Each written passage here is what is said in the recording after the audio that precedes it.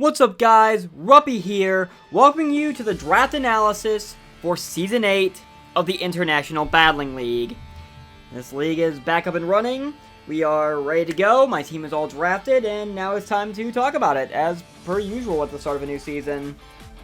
Last season, I got close, plain and simple. My IBL debut, I had a pretty good run, all things considered. I did very well in the regular season. I made it to semifinals before falling short. Hopefully this time we will be able to actually seal the deal.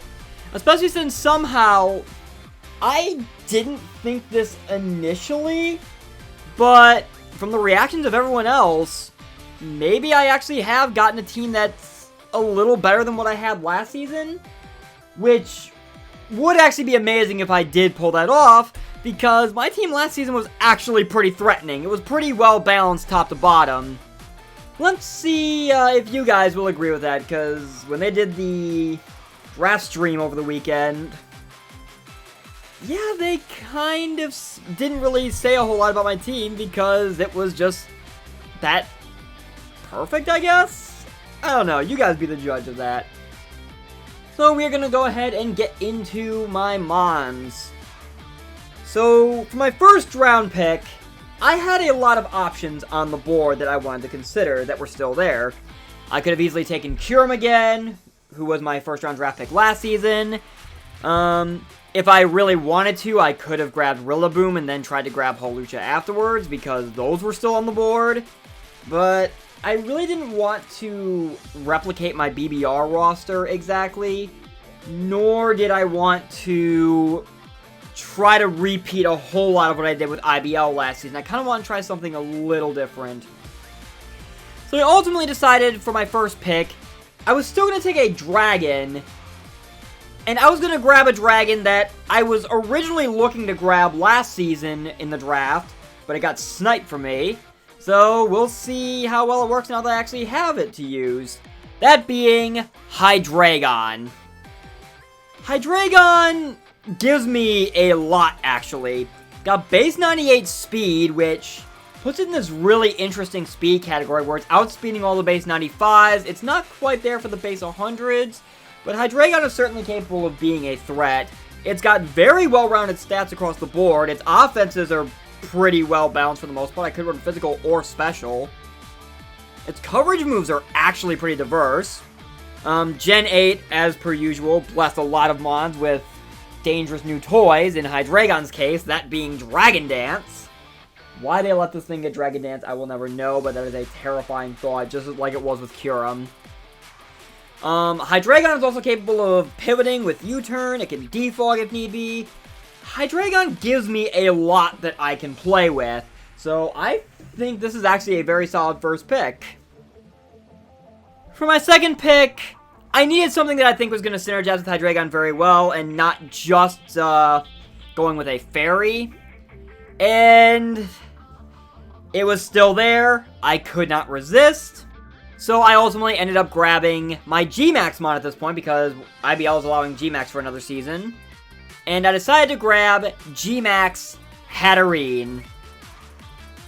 Honestly, I think people need to stop letting me get my hands on this mon, Gmax or otherwise, because I think I've cracked the code on how to use Hatterene, and it has been a very consistent threat for me no matter what I've used it for.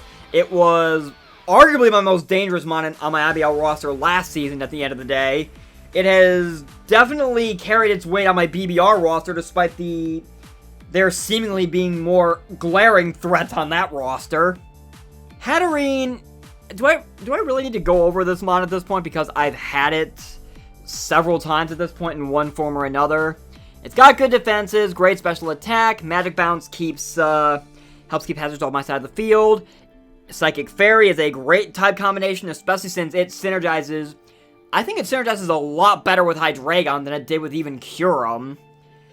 And of course, it is quite slow, but it can set Trick Room, and it is honestly probably one of the best Trick Room setters in the game right now, if you want my honest opinion. Hatterene is a lethal Trick Room mon, as I have shown time and time again. So, with a familiar Gmax in hand to go along with my shiny new dragon, I figured I might as well go ahead and grab a steel type to go ahead and round things out.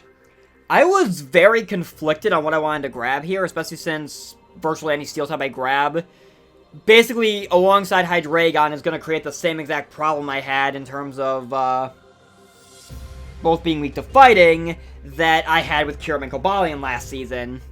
I didn't necessarily want to grab Cobalion either. I wanted to try something again, try to go in a somewhat different direction. Ultimately, at the suggestion of some members of my front office, I decided to take a stab at drafting Ferrothorn. Ferrothorn is a mon I have been very hit and miss with in draft format. When I won my championship in Mount Silver some time back, it was a very solid defensive mon for me all season long, and it was the backbone for a lot of the wins I managed to snatch from the jaws of defeat. On the flip side, when I had it last season for the League of Extraordinary Trainers, it did not do very well for me, and also I ended up dropping it midway through the season because of that, in a desperate bid to try to fix that team. But I think it'll work quite well with what I managed to grab here. Ferrothorn's got great defenses, and it's got a solid attack stat, all things considered. Gyro Ball takes advantage of this thing's awful speed, because Ferrothorn is unbearably slow. Though, considering I've got Hatterene, Ferrothorn can actually function well under Hat's Trick Room if I really want to play that game. Also, it has Body Press to allow it to take advantage of its incredible physical defense, which is perfect. And, of course, the big thing that really makes Ferrothorn a good grab for this team is two different sets of hazards. Stealth Rock and Spikes. I'll be up front, I think I've managed to finally nail down the play style that really works well for me for draft format. It's a combination of a whole bunch of different things, but I think it works out really well, and hazards definitely play a key role in that. And Ferrothorn is arguably one of the best hazard setters there is, at the end of the day, depending on how you want to look at it. It can be fairly passive, but I think with the team I've got, it's not so passive that it's going to basically be setup fodder like it kind of end up being in LAT. Especially when I pair it with a mon like what I grabbed for my next pick, with my first free pick already burned and a whole bunch of points tossed out the door. I want to start looking into some of my other options, and looking into tier 2, I wanted a fire type because I got my Fairy Dragon Steel Core complete, and now I want to work on my Fire Water Grass Core since I've already got my Grass type in Ferrothorn. And there was a mon I saw that I just could not resist grabbing, because I was honestly questioning, even by round 4, why on earth this thing was still on the board. It's a mon I've always wanted to use in draft format. It's a mon I've never actually gotten the chance to use, technically. I will get a little bit more on that in a moment. But it was there, it is an incredibly powerful mon, and I could not resist. So, for my tier 2 in the 4th round, I decided to grab Darmanitan. Do I really need to go into detail about what Darmanitan does? It's got base 95 speed, which is very solid. It is so stupidly powerful that it honestly amazes me how it slid this far, because this thing is... its mere presence alone just makes it the one thing you always have to make sure you're prepped for, because it can just do that much damage in a short amount of time if you let it. It's another U-turn mon as well, which now I've got a bit of a U-turn core going on between Darmanitan and Hydreigon, which that alone on paper sounds terrifying. As I said, this is my first time using Darmanitan with, let's get into the asterisk that's attached to that. On my Mount Silver roster that I keep bringing up that I won a championship in some time back, I had Galarian Darmanitan on that roster back before that thing was long since exiled to Ubers and deemed a menace for draft format. I have never used its Unovan counterpart. I've always wanted to, but this mon is usually long sniped by the time I start looking into what my fire type should be. And as much as I would want to just grab it first round and be done with it, just say, hey, I got Darmanitan now, usually there's a lot better options for a first round pick that I would rather try to look into. But I got Darm now, and hopefully it will work out very well for me.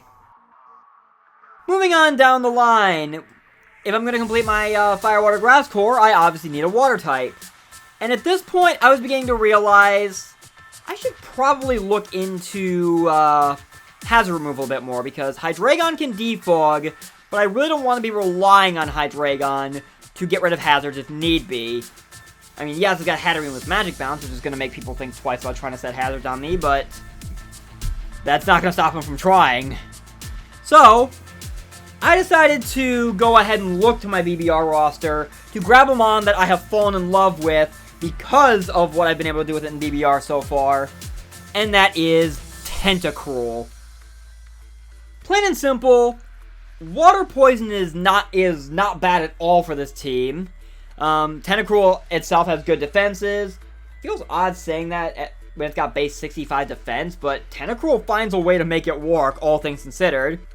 It has base 100 speed, which I feel like because it's used in a more defensive capacity a lot of the time, a lot of people forget that Tentacruel is actually kind of fast, so I can exploit that if need be.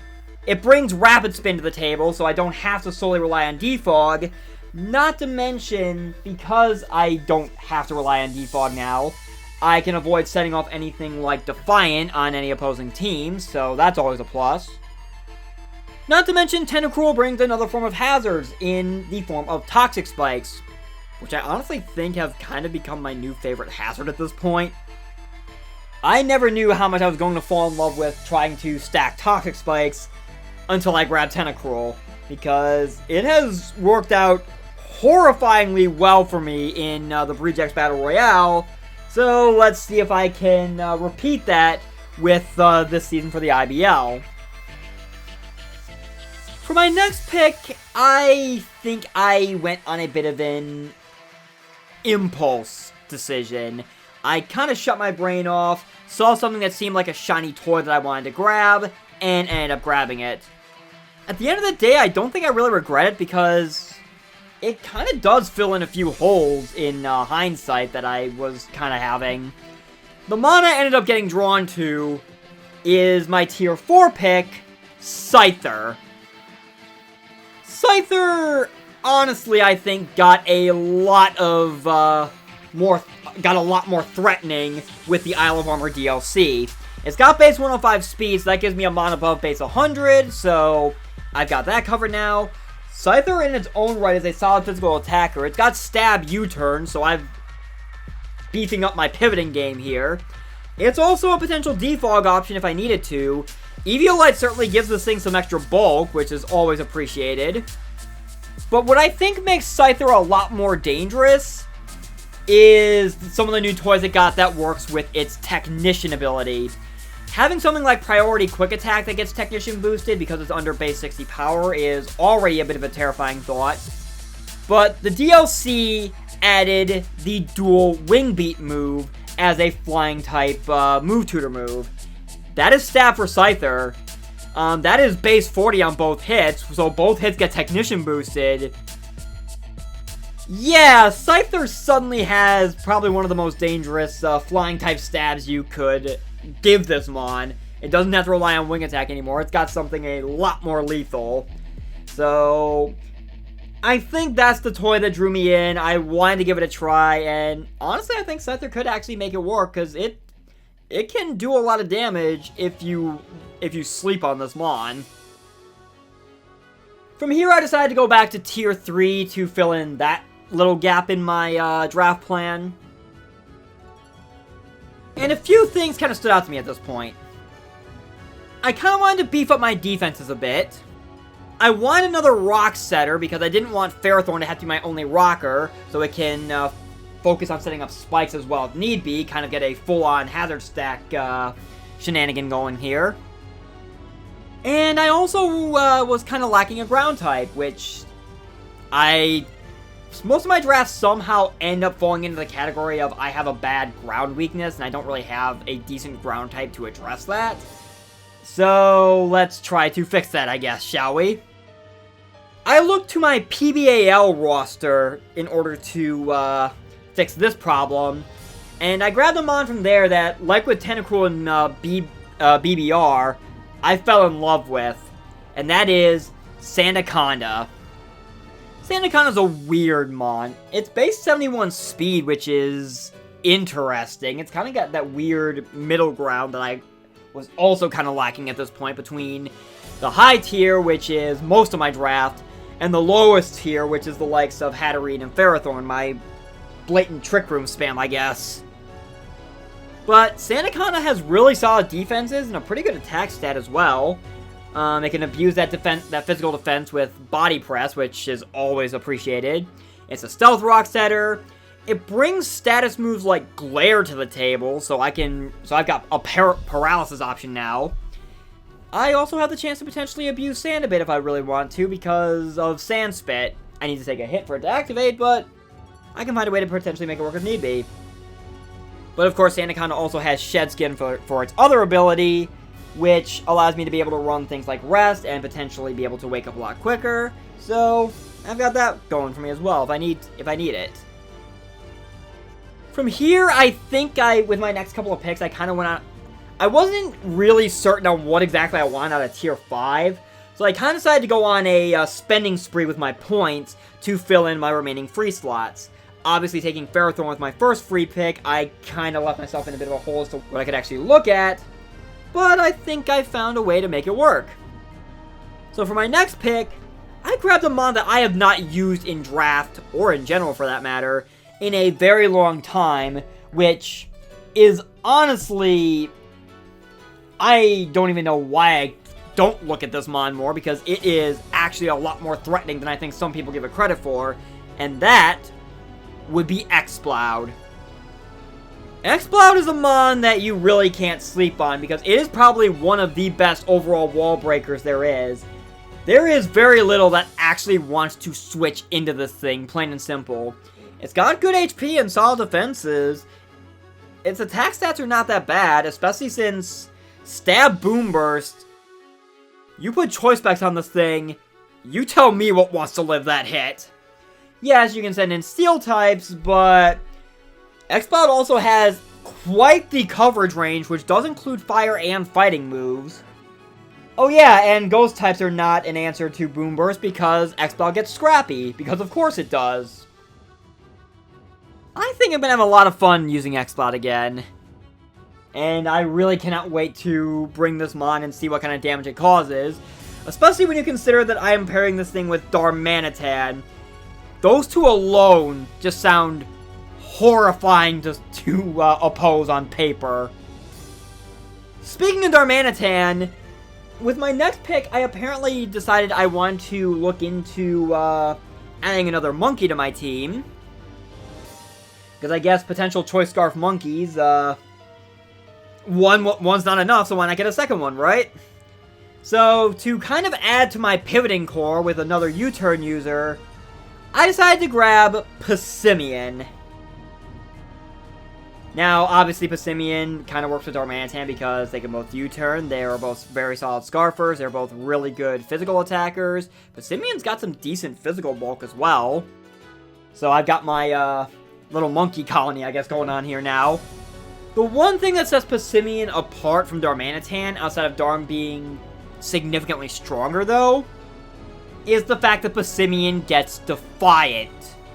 That alone, I think, is going to make a lot of people second-guess bringing things like Defog against me, because if I actually catch that and Passimian gets an attack boost, oh, the floodgates are going to open in a heartbeat. That's just adding to... The more I look at it, the more I think Brendan and Brady were actually kind of right when they barely really touched on my team. I've kind of got almost all my bases covered the more I get into this now. So Passimian potentially solves my issue of people trying to get rid of my hazards because they're going to pay for it if they do, unless they have Rapid Spin. But I will address that soon enough. With my last free pick, there was something I noticed I was still missing. I needed something that was still kind of fast. I needed an electric type. And I kind of needed a bit more to kind of fix the fact that I am a little limited. While my special attackers I have are incredibly dangerous, there's not that many of them, honestly, on this team. So to kind of try to fix that, I decided to grab Raichu out of Tier 4 with my last free pick. Base 110 speed, I think, ends up making Raichu the fastest mon on my team. But that's honestly not bad because Raichu can cause a lot of issues if you kind of just let it linger around. It has a startling amount of priority options, and it's pretty balanced in its attacking options too, so it can go physical if I really wanted to. It has access to Volt Switch, so I finally have a little bit of a variety in my pivoting options, just because I don't have enough pivoting already. Overall, Raichu is a really solid pickup, I think, and a really solid electric type as well. Not to mention the fact that this thing having Lightning Rod makes people trying to throw electric attacks at the likes of Tentacruel and Scyther may want to second guess that a little bit now, because if I send in Raichu, all of a sudden there's a whole new problem staring you down. And now we get to the last round, and obviously I have something I need to figure out. I need a tier 5. I have no idea what I want, and I'm not really the happiest with a lot of options that were in tier 5 at the time. After a bit of digging, however, I think I found something that was ultimately going to work. And I ultimately decided to settle on Trevenant. It does double up on grass types with Ferrothorn, which is the downside to this.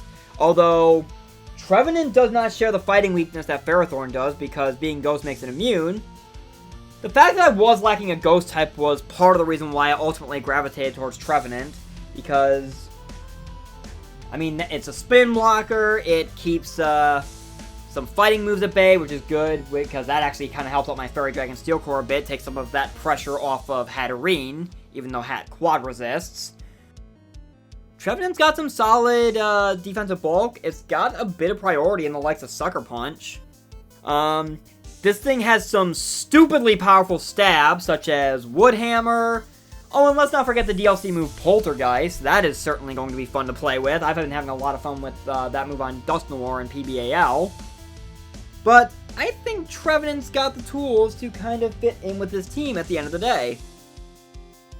So, that is going to do it for my draft analysis. I apologize if it's not the most cohesive sounding thing in the world. That is how this tends to go for me when I try talking for long periods of time without anything actually going on, yet tends to kind of get a little rambly in places. Regardless, I hope you guys enjoyed it anyway. Thank you guys so very much for watching. I have been Ruppy, and my Columbus Swoo and I will see you guys soon to kick off a new journey in the IBL. Take care.